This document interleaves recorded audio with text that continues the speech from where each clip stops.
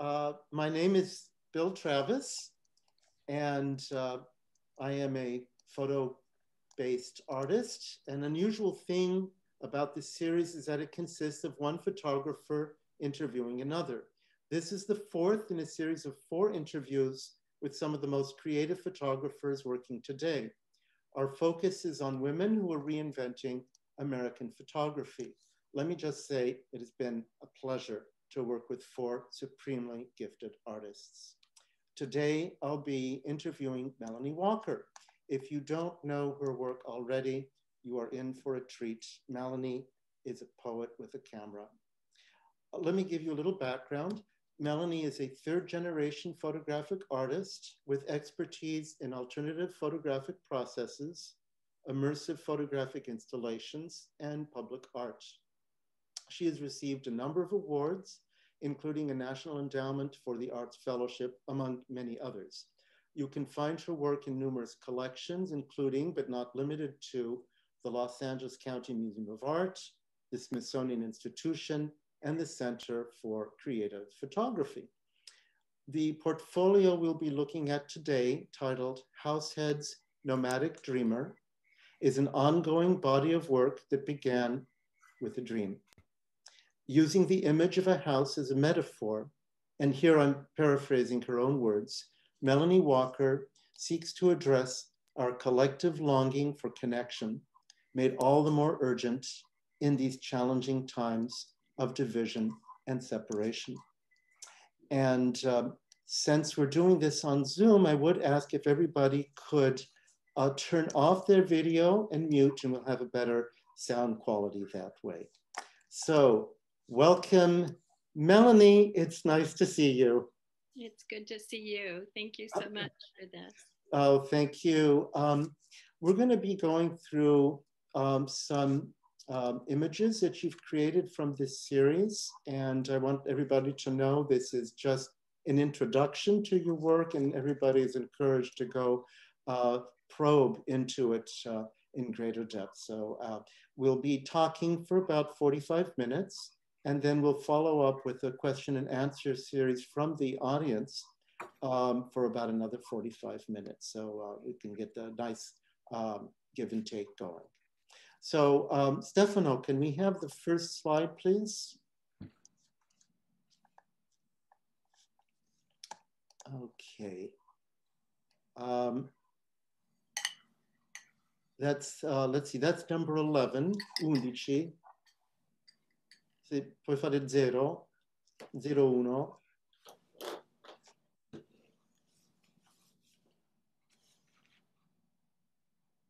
Sì, la seguente.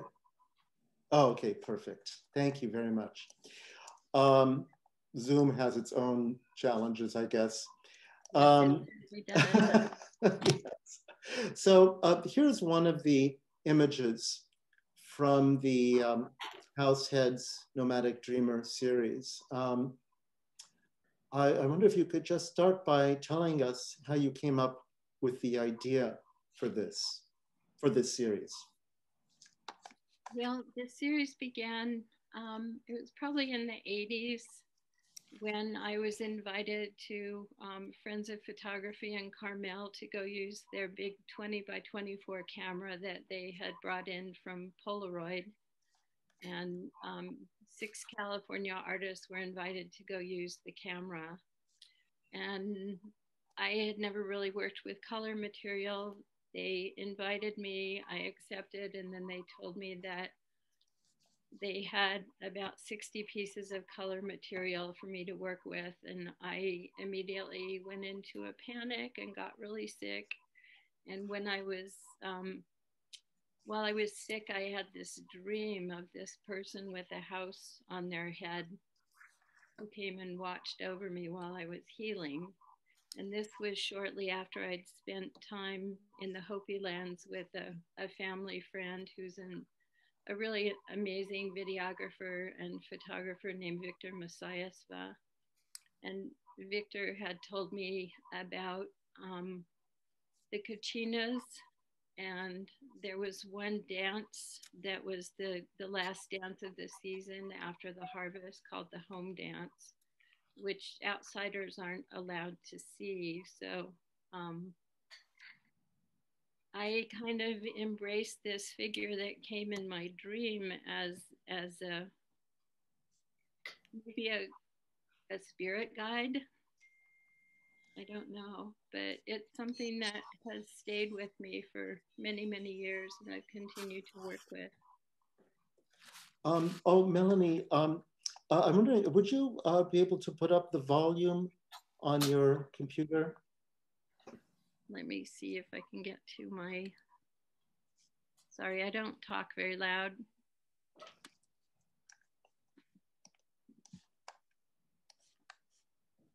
I heard what you said, but I think other people might have a little difficulty. It's a little soft. Is that better?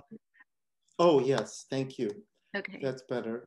You do a very quiet art, and so definitely not screaming into the mic. Well, we'll be looking at more images from this series, and I wonder if you could just tell us about this installation and your use of puppets and veils. And then as we continue our interview today, we'll have opportunity to look at more of these works, but just if you can orient us toward what we're looking at in terms of installation. This is part of an installation that I was invited to do in Portugal in 2019. It was part of the first Imago Lisboa festival. And these are all self-portraits printed onto a really sheer silk material. So they were near a window and the breezes would impact them, so they were continually moving. And this, I sort of interpret this as maybe my imagining of the Hopi home dance. But it's also, I mean, it's so layered and complicated. With this, I was thinking about the fact that it wasn't until 1963 that women were allowed to be homeowners. Single women were allowed to be homeowners. And being of, you know, that generation, I mean, I was a little bit younger than being able to be a homeowner in 1963, but I realized that as a single woman, I really didn't have any role models in terms of being a homeowner. That role had always been kind of, you know, the territory of the head of the house, the man of the house. So this was, I don't know, I think of this as navigating that terrain of trying to figure out how to be the head of a house as a woman. So I don't know if that makes any sense. And I'm not a big fan of sense. I think things that people talk about that they think make sense really don't make much sense. So I don't know. Well, I think that does make a lot of sense what you're saying, and we're going to be getting into the multiple readings of your work as we continue. But let's move on to the next slide and talk a little about the series title. This is also from, I believe this was an exhibition in Lisbon, the same exhibition. Could you tell us about the title, Why Nomadic Dreamer? Nomadic Dreamer, I think, is very personal for me. With the name Walker, I've always been kind of a wanderer, even though recently I've learned that Walker derives from Gaelic and means weaver of the cloth. So my orientation towards working with fabric, I think, is combined with this idea of moving around a lot. So after I left home I never wanted to leave home. My father was an artist, and everything that I ever dreamed of working with was there and available, but we all have to leave our parents at some point. But I don't know, I guess I've spent a lot of my life trying to feel like I've found a place. And I think it's kind of universal. So Nomadic Dreamer is about that quest for connection for me. Well, it's breathtakingly beautiful. Could you tell us about Thank some of the, you. well, thank you. Can you tell us about some of the objects which are hanging? So many references here. Maybe you can help us get into the iconography of your vision. Shells and hands and so many objects. What is their meaning? I was asking you about the meaning of these objects which are hanging.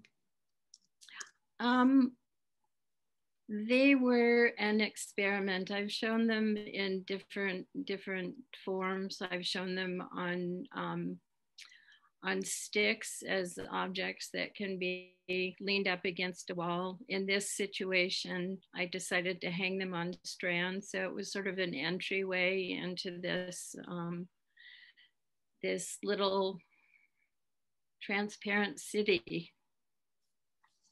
So, yes. But they're things that they're friends' hands and puppets' hands and neighbors' hands and other things that I photographed. The Nautilus shell was a shell that belonged to my father. So it's from a collection of things that we have around our house. Yes, beautiful. Well, let's move on to the next. We have another installation view. I think it's really important when we look at Melanie's work to understand them not just as single objects, but how they speak to each other and how brilliant these installations are. You talked about home. This is a recurrent theme in your work. And also you bring up the notion of the nomad. So these are two things which are usually thought of as opposites, the home and the nomadic state. Can you talk about bringing these two seeming opposites together?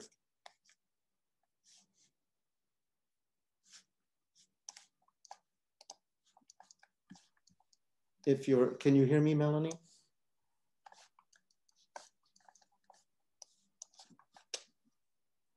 I think we might be having a technical problem. Yes. Oh, there you go. Okay, you're on.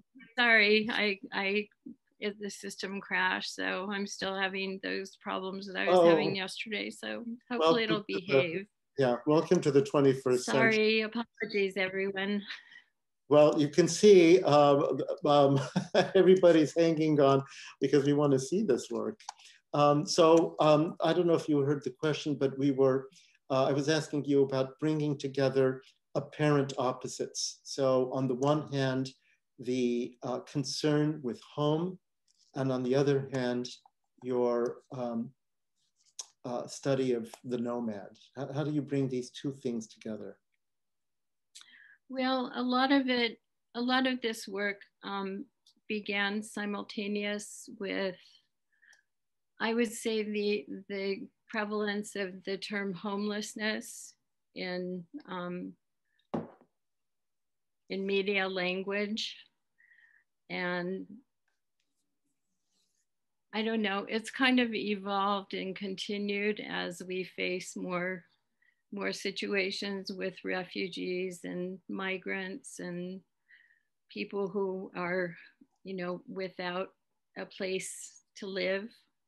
So I don't know if that answers your question, but well, I guess that the two would have to be related as the two sides of a coin would be. They belong to the same piece, even though they appear to address different concerns.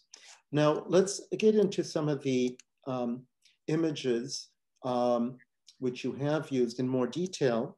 So let's go on to the next picture, please. And could you talk about your use of found images? Well, this particular image was from a box of negatives that I found in a yard sale in upstate New York when I was teaching at Alfred University.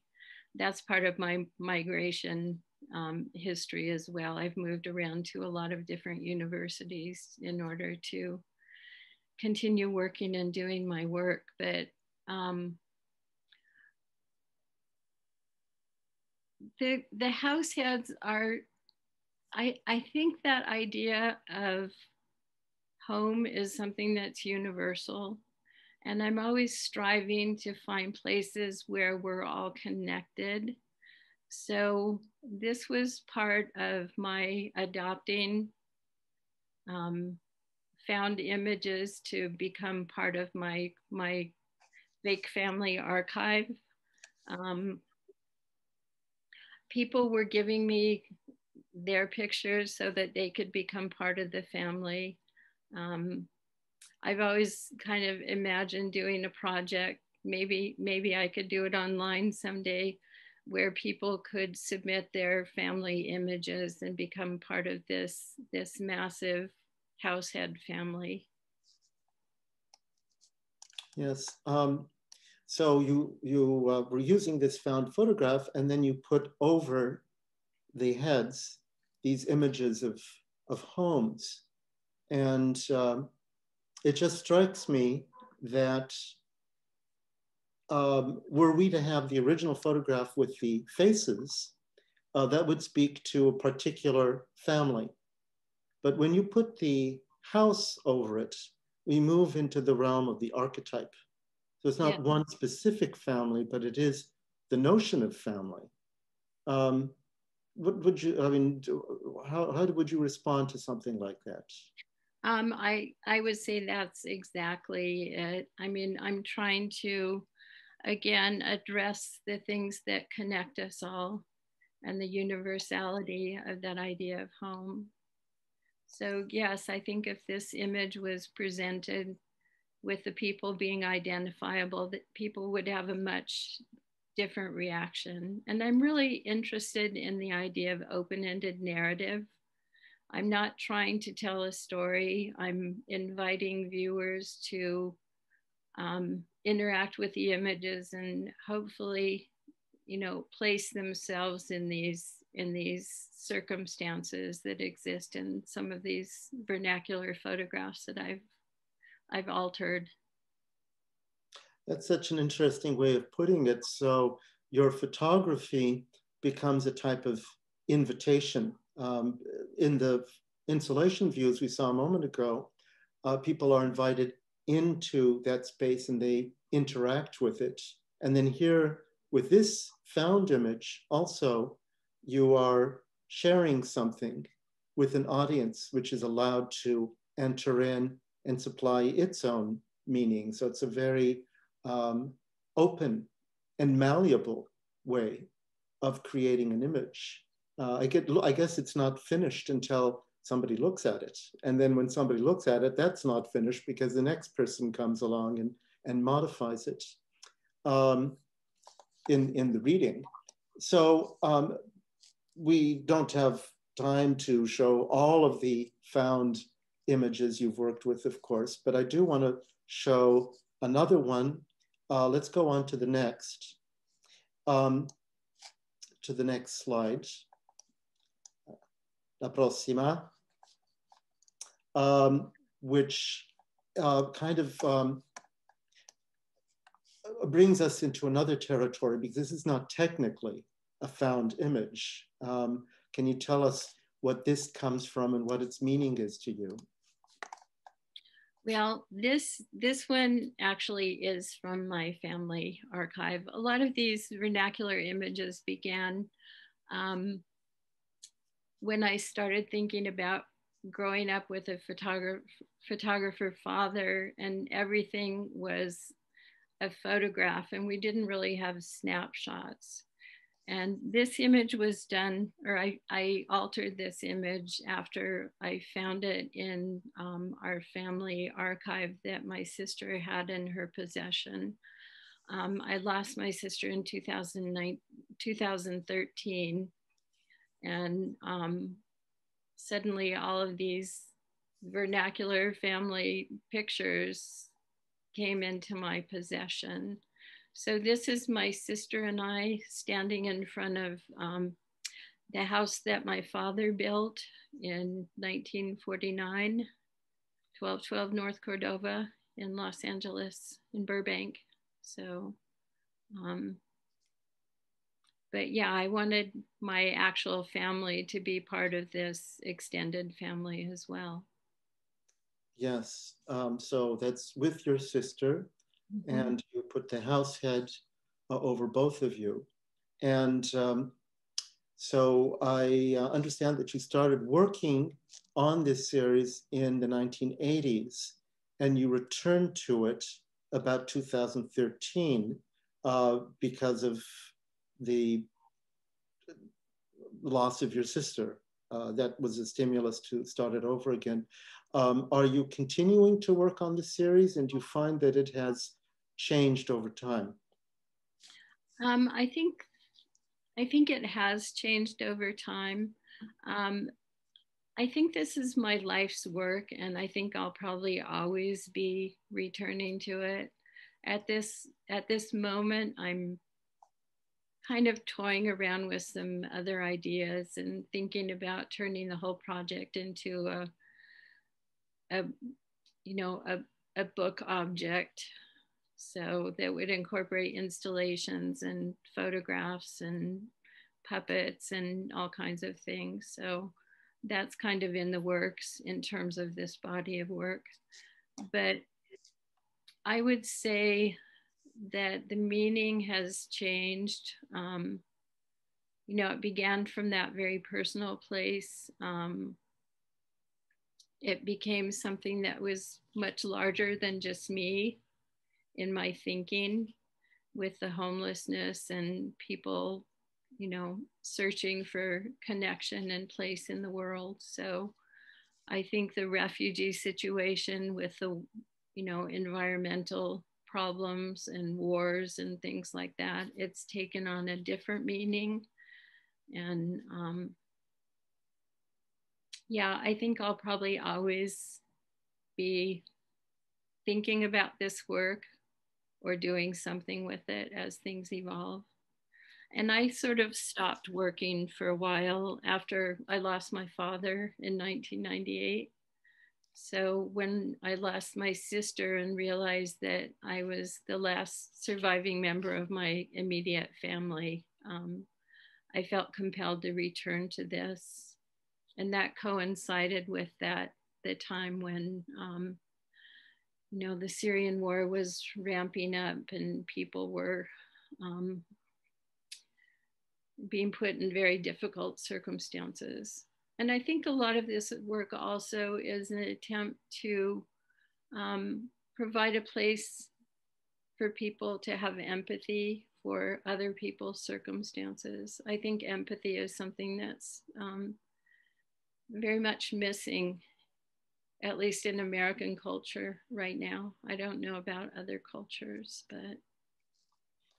Yeah, well, empathy is very analog, isn't it? It's kind of very difficult nowadays in this country.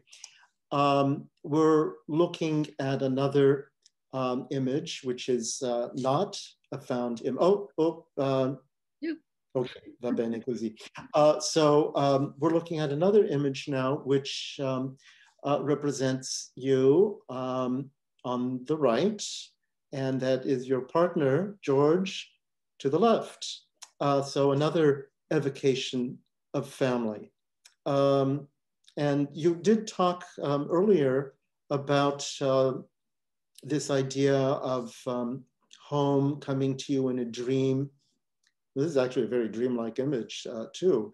But you talked about that coming to you in a dream. You talked about the difficulties in the 1960s for a single woman to have house ownership, and then you've expanded it into other realms of experience. You're talking about the refugee crisis and homelessness. And so it seems to me that one of the hallmarks of your work is this idea of taking a metaphor and exploring it and following it where it takes you, maybe even down unexpected paths. This large metaphor, which is inexhaustible in a way. I'd love to hear about your thinking on that subject and the idea that a body of work can continue to evolve even beyond original intent.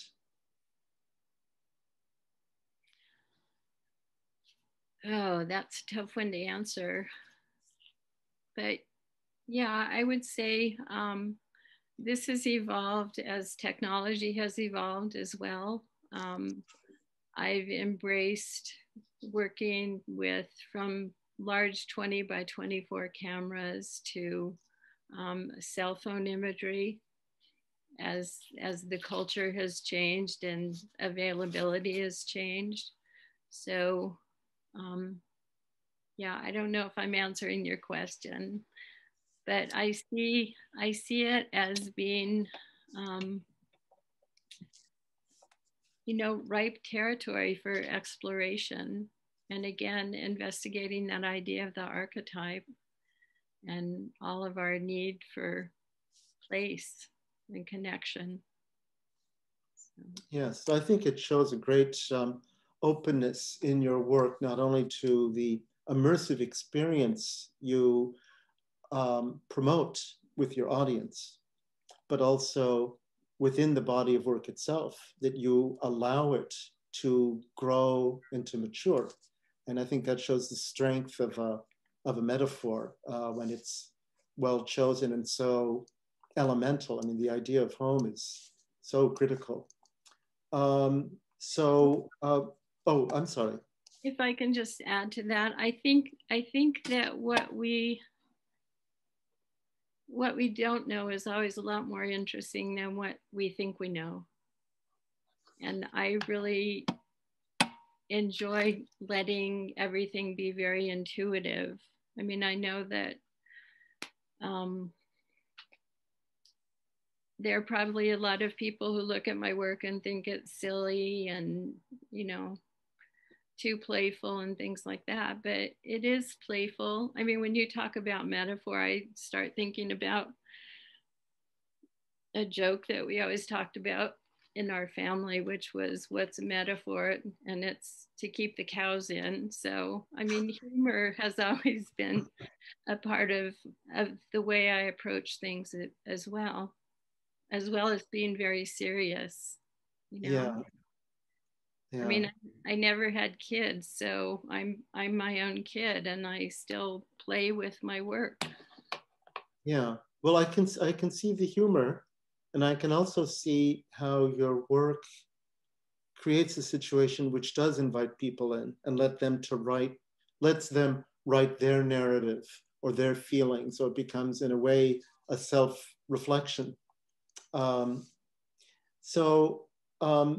Let's actually move to the next picture. Yes, and so this comes as quite a surprise after what we've looked at. Here are some kites from a very recent show you had in Italy, in Cervia. And I think this also speaks to the migration that we were talking about earlier, not only in terms of the political situation of immigrants, but also the migration from one medium to another and the migration of meaning and so forth. So when we look at your work, we might be looking at a print or a sculpture or a puppet or an installation or a kite. Can you tell us about this show that you had in Cervia in Italy, and you know, talk about this this image? There's a really incredible kite festival that takes place, or it's been postponed because of the pandemic, but last year was to be the 40th anniversary of the Cervia International Kite Festival, which is kite artists who come from all over the world who are really interested in extending the vocabulary of kite making. And this was my little corner of the sky. These fly really well when there's very low wind. So I call this my sky gallery. And I think one thing that's, I mean, I've always really resonated with outsider artists.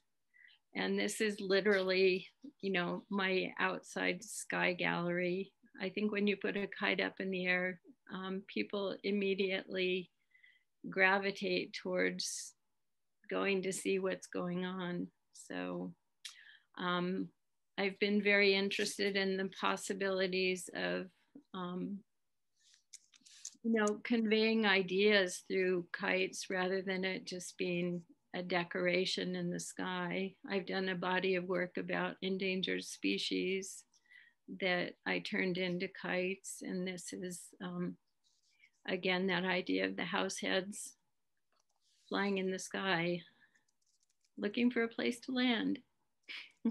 Yeah, I see what you mean about this combination of humor and seriousness at the same time. It's really comes out in something like this, I think. And I love what you say, my little corner of the sky. It's a beautiful phrase. Here you are in Italy with your corner in the sky.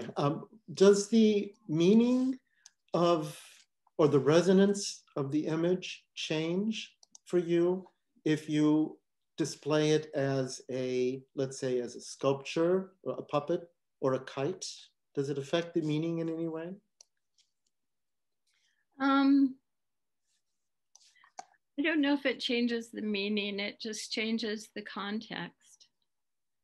So, and also it becomes available to an audience that might not ever interact with this work. Yes, absolutely. I would stop to see that. Let's go on to the next slide.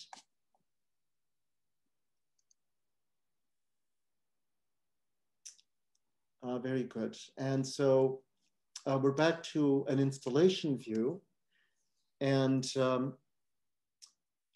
here, I just think that your use of veils makes the images so ephemeral and ethereal. And that brings me back to meaning, this always fascinating link between meaning and the visual means to express that meaning. So a veil is something very ephemeral. Does that connect in some way with the idea of home as also being something ephemeral? I don't know if I could say that that's the case or if that was my intention.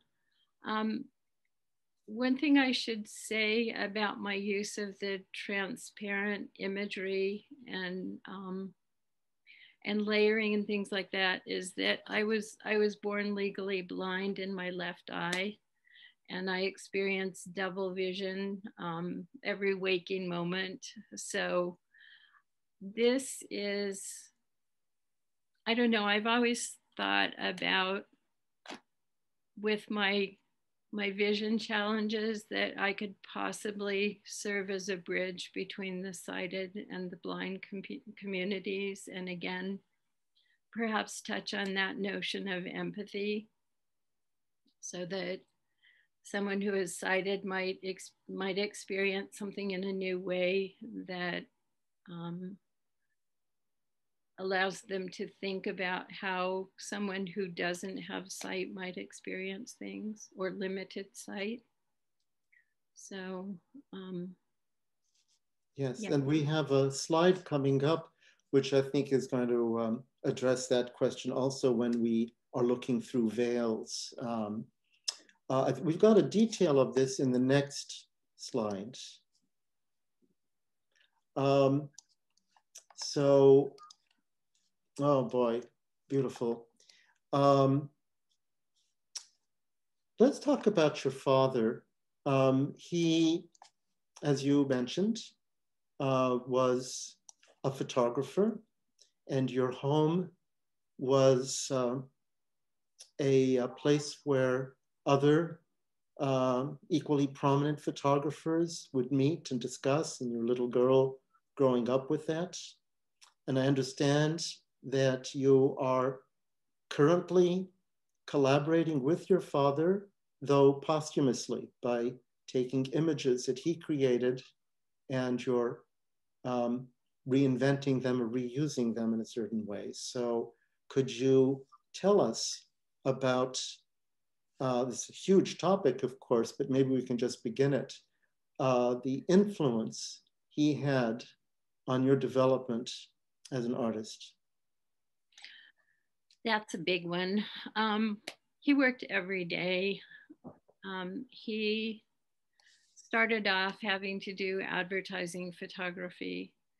And the negatives that I've been working with are images from the archive of work that he did for hire.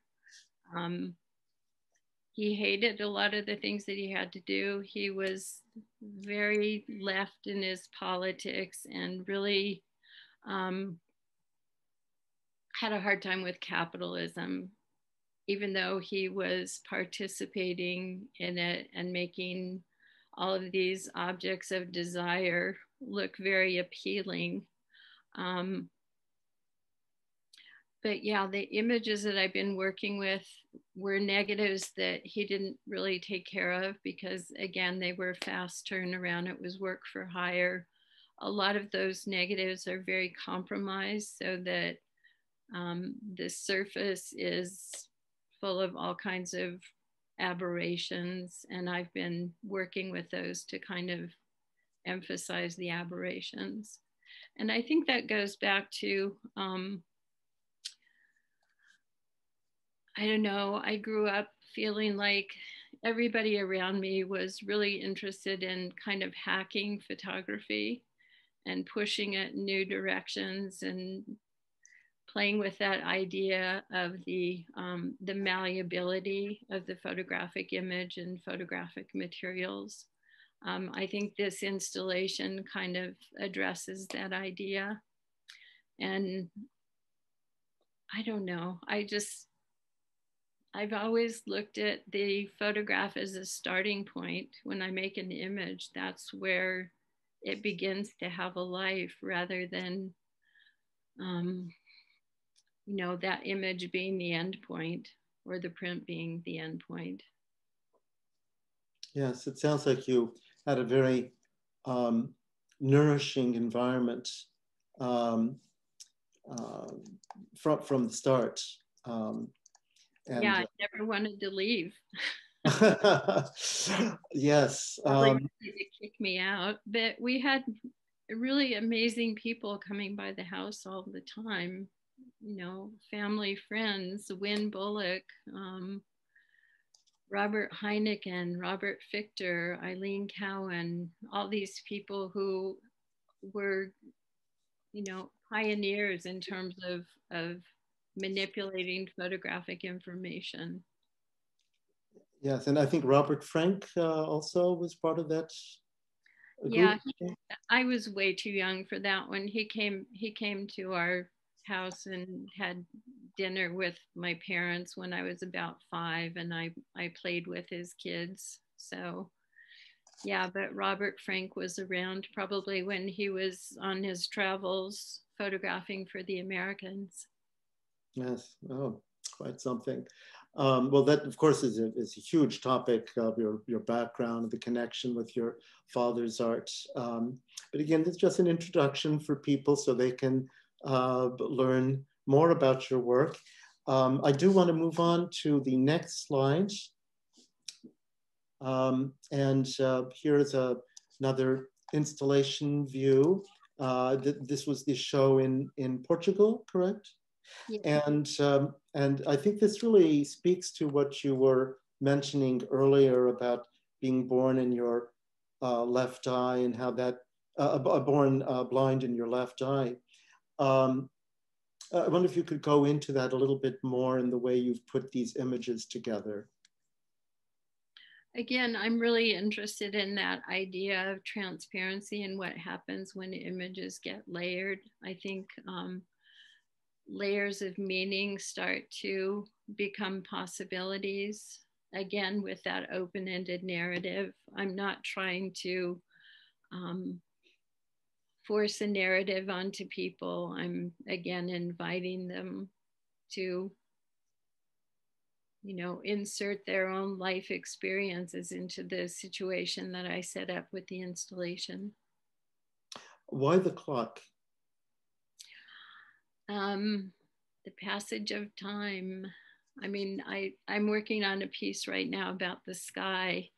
And I've been, again, the sky is a unifier. The sky is a place that we all look to. The sky is the place that the ancestors look to for monitoring change. And the clock is the manifestation of that idea of change and how we measure it. Also, this clock was, this is a little pocket clock that belonged to my grandfather. It doesn't work, but it's a beautiful object. Yeah, so layers and layers of meaning. We have one more slide, and then after that, we are going to open up to the audience so we can get some question and answer going. So let's go to the next, which is number 11 for Stefano, who is our gracious host on this, doing the slides. Okay, there we go. So this is the last slide we'll be showing today, where you get that idea of layering of the images. So as you know, this series of 4 interviews with terrific photographers has focused on the women's perspective. We've had 4 women address us. And I'm just wondering how you feel about that. Do you think that being a woman has in some way affected your sensibility? I mean, you've already talked about specifically how it relates to your choice of subject matter and the difficulties you went through starting in the 60s. But do you think is there another side to it, or is it related or not related, being a woman, to your work? Well, again, I've always felt like an outsider and been drawn to the work of outsider artists. I think that, I mean, it's hard to say if it's my vision challenges or my gender challenges that have led me to the work that I do. So I'm really drawn to working with fabric, which is usually connected with a female sensibility. Yeah, I don't know. It's hard to say. So one thing I can say though is that people haven't really paid much attention to the work that I've done over all the 50 years that I've been working. And I think it's kind of given me a freedom of, you know, not really having someone placed expectations on me of what I was supposed to do with my work and what came next. So. Well, I think your work repays close study. And I want to open it up now to the floor so you can engage with our audience. So Stefano, si puoi aprire a tutti. We're going to open it up to everybody. And so if people listening can please put on their video, we'd love to see you. And I see some friends already. I see Geraldine from England. And by the way, if you have a question, please identify where you're from, because I can see we've got people from New York and Colorado and Italy. And let me see, where else do we have? France. So it's a pretty international audience. I'm probably missing a few places too. So I think it'd be fun if you identify where you're from. And I just want to say, as you know, this is the last in the series of 4 interviews we did, but there may be future interviews down the line. So let me give you some basic information. Melanie's Instagram handle is Melanie Walker Artist, all in one word, if you want to follow her and see more of her work. Her website is currently under construction, so I think you can learn more about it by going to Instagram. And if you want to learn about other presentations in English or Italian, the chat is disabled, so I'll just tell you orally. Please write me at wjtravis@yahoo.com. That's all in one word, wjtravis. And I can see that you get put onto the mailing list. So this is run through VA Culture in Rome. And they have many fascinating events relating to philosophy, theology, history, architecture, art. Most of them are in Italian, some are in English. So please write me, I can make sure that gets forwarded to the right people. These interviews are going to be archived online, and if you send a message, I can tell you what the link is as soon as we've got it up. Okay, so now just jump in there and let's see your beautiful faces. So please turn on your video and just jump in and ask a question. There's a unique opportunity to meet with Melanie Walker. So go ahead. Hi, Melanie. My name is Geraldine. Bill and I go back a very long way. I would actually hesitate to tell you how long we go back. We do. And I'm just very happy that he invited me to join this. I think your work is completely mesmerizing and it has a sort of lovely hypnotic quality, which I really like. But I always think the interesting thing about the interface between the viewer and the artist is that it's very likely something's going to come up for the viewer that the artist maybe never intended. And I was very interested to hear you speak about how your vernacular images really are about wanting to connect. Because to me, even though I thought there was something very moving in their tenderness, and I did find them extremely tender and very relational, there was something about the Househeads that I felt was very constraining and alienating. And, you know, in all the tenderness of how you position the bodies, whether it was with your sister or with your partner in bed, or I felt that was so tender. But yeah, I just felt that these Househeads made a statement that said, there's something that isn't able to connect here, you know, maybe because of the similarity of the heads. It took away some sense of individuality and identity, and you probably did intend that. Sorry, not meant to have a telephone ringing right now. But so there was something restricting, and I just wonder if that at all, you know, am I picking up on something that potentially is there, or is that just my issue? You know, is that part of your underlying, your subtext? I don't know. I'm asking you. No, I think that's interesting, and I would say yes, there is something restricting about it as well. You know, it relates to the way that we think about things. We categorize things and put them into little compartments. And, you know, I always think about that old adage, you know, home is an idea. Mm-hmm. And maybe that refers to that little compartment that we put on our heads, and we define this idea of what home is and what it's supposed to look like.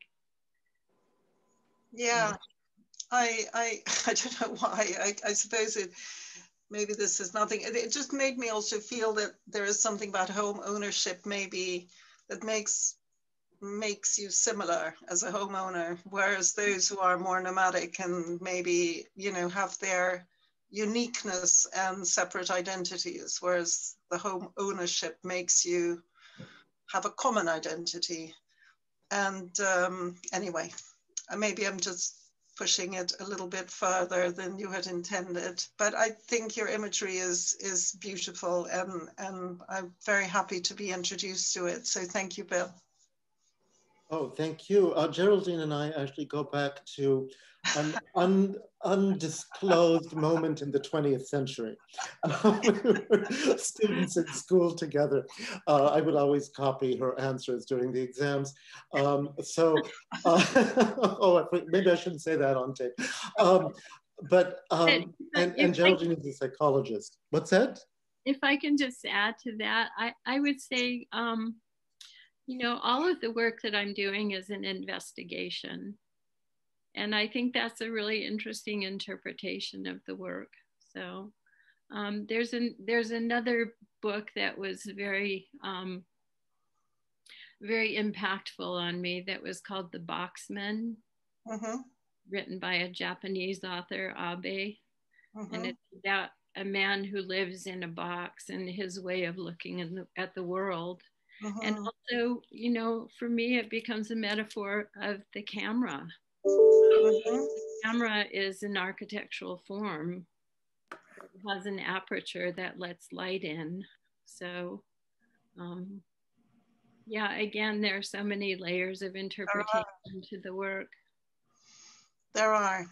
And but thank you so much. Thank you for letting me ask this question and for answering, and certainly lots of food for thought. Well, thank you. I love that idea of the camera they had, and you've talked about that on other occasions, Melanie, about the camera obscura and your imagery. Well, I've asked enough questions. Let's move to somebody else. I don't know how to do the question thing. What? Can I just ask, or? What? Yeah, just ask. Jump in. Oh, we can you talking to me? Yes. Kathy. Oh, okay. My question is this. I noticed that the house images and some of your other images remind me a little bit of Rene Magritte and surrealism. And I wondered if, you know, there's something a little bit surreal going on in addition to your frame of reference. Yes, very much so. I was very influenced by Dada and surrealism and Fluxus, and, you know, a lot of those movements that were, you know, about tapping into the unconscious. Mm. So, yes. Very powerful. They're very powerful. Thank you.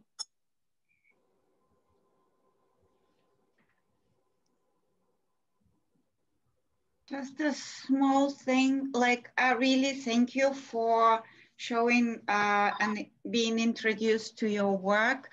And I really love this idea of dialogue in your works, that you open it for interpretation. I've heard that you've been teaching as a professor. I was wondering if like the dialogue series of Bakhtin or Intertextuality by Julia, which was started by Kristeva, played a role in how you approach your work, because like a photograph can be considered a text in a certain sense, and being influenced by other images and multi-layering, maybe creating this multi-layered text that can be shaped in different ways by the viewer. And it's like probably a meeting in between the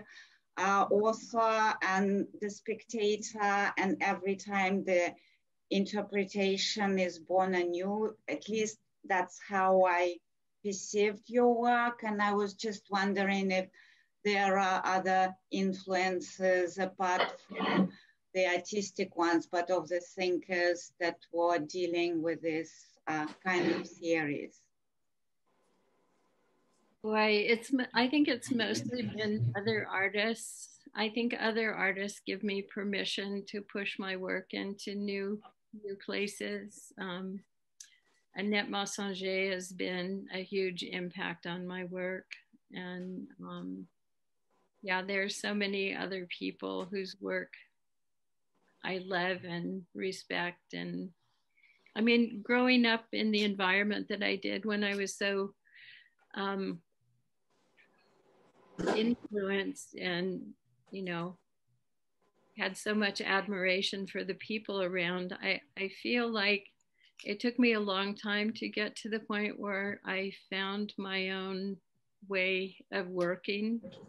I was really good at mimicking other people and mimicking their sensibilities. So I would edit myself out of existence. So I would do things and look at them and not feel they were appropriate to put out in the world because it felt too much like someone else's work. So I don't know if I'm really answering your question though. So yeah, but it's interesting to see how, because the sensibility kind of when I work with images is the same. Like sometimes I think that I follow too much in somebody's footsteps, and I would edit myself out of it. But it wasn't really the way my question was shaped, but it was interesting to see your sensibility about your works and how you present them, and especially how personally you came to a comfortable place where you feel that you are expressing who you really are. And thank you for sharing that. Thank you. Yeah, and I don't know if I've ever reached a comfortable place. I always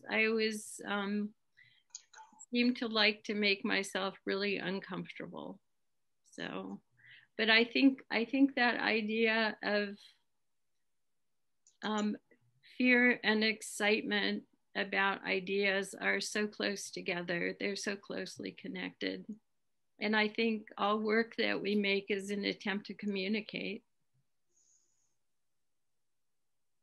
I think I saw Paul's hand. Yeah, hi, Bill. Thank you again for this series. You've talked a bit about the house and its connection to migration, and certainly house and home are powerful metaphors for that. I'm wondering if for this work or for other series, you actually work with immigrants, refugees, migrants, and maybe have a sense of a collective project where you are gathering their images for their displacement and incorporating that into your work. Houses, it's certainly an umbrella image, but I don't think it captures all the nuance of the migratory experience. And I'm wondering if you have thought about that kind of co-creation. I have thought about that, but I haven't had accessibility. And I also have I don't know. I have a really deep ethical strain, and I don't want to approach it in an exploitative way. So, I mean, there are homeless people around, but I haven't wanted to photograph them because I think a lot about the ethics connected with making images. So, but yes, I've thought about those things. I just haven't known how to approach them. Okay. So I would love to, but I'm not sure how to go about doing that. I'm a very shy person too, so. Well, that could be, most of my work is in migration, so maybe I could have a side conversation with you. I would love that. And I think you're both in Colorado, actually. Yeah? Are you in Colorado? I am. So, well, I just got my first COVID shot, so at some point we'll actually have coffee. Oh boy, I wish I were in Colorado. I think I saw Francesco raise his hand. Hello, Melanie. I am Francesco from Italy. I want to make a question to you. I have seen your work. It is beautiful. And if I well understood, your work is taking the image from your father's archive and to put together for a sort of new art, a new object. If I wrong, correct me. The question is, have you any your direct pictures, your own pictures, and some works with your own picture, not from your father? All of the work that you've seen today is from my imagery. So the work that I've been doing with my father's negatives is a very separate project that we didn't see here today. So I hope that clears up the confusion. Does that answer your question? No, I thought they were from your father's archive and all the picture you have seen. I thought you have put them together and take a photograph to the work. It's wrong. No, everything today was from my photographs. So, okay. Except for some of the vernacular pictures that I had altered, but they become something that I made because of the alterations that I've made. But the picture with your sister, you were children, it was from your father, yeah? It could have been from my mother. I'm not really sure. It was just a little tiny, snapshot that I found that my sister had that I'd never seen before. Okay, thank you. Yeah. Melanie, if I may interject something, has a wide body of work, and we could do many interviews covering the range of her artistry. So we alluded to that, but this is just that one body of work we were looking at today. And you don't have to wait for me to call on you because I can't actually see everybody on the screen at one time. So if you have a question, unmute yourself and fire away.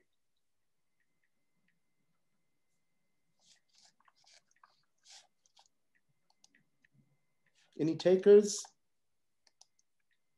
I guess everybody's shy. Oh, I think Jill raised her hand. Yeah. Hi, Melanie and Bill. I don't know Bill, but I do know Melanie.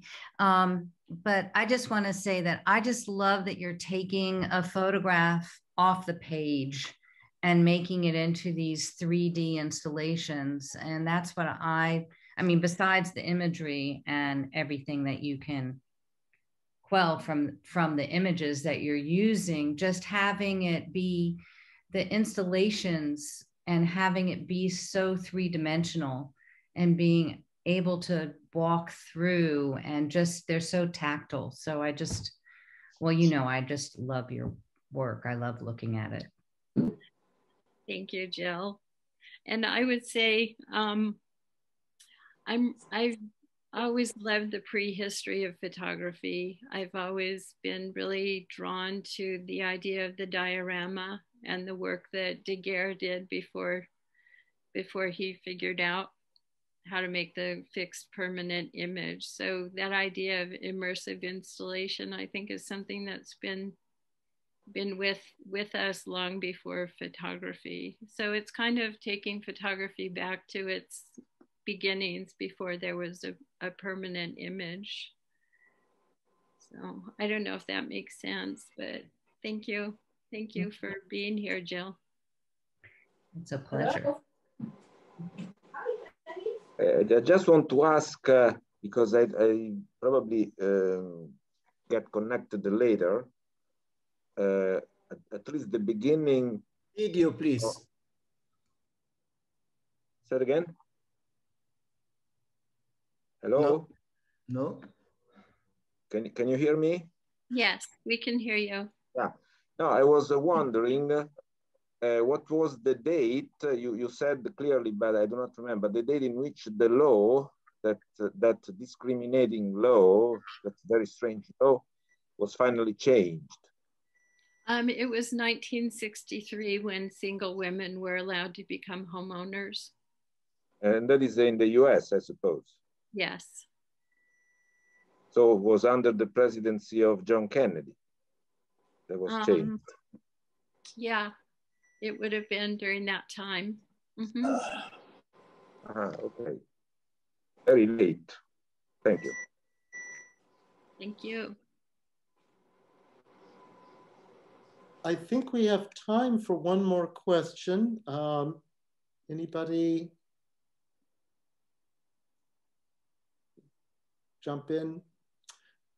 Well, okay. I'm just so delighted to hear all of these questions. It's such a stimulating discussion, bringing up all sorts of points of view. And it's just the beginning. So thank you, everybody. Thank you, Stefano, for hosting. Thank you all for coming and your stimulating questions. And Melanie, thank you for your artistry and your generosity in sharing with us. Thank you so much. And please come back if you want more information. You can write wjtravis@yahoo.com or connect with vaculture.it. There's going to be a recording and a link, but I can't give it to you now. But if you write or go to that site, you can get information down the line. Thank you all very much. Take care. Thank you, everyone. Thank you. Bye-bye.